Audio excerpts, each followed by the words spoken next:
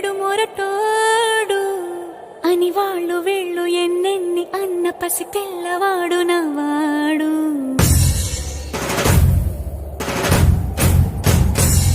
విడు ముండోడు అని ఊరు వాడ అనుకున్న గాని మహారాజు నాకు నవ్వాడు.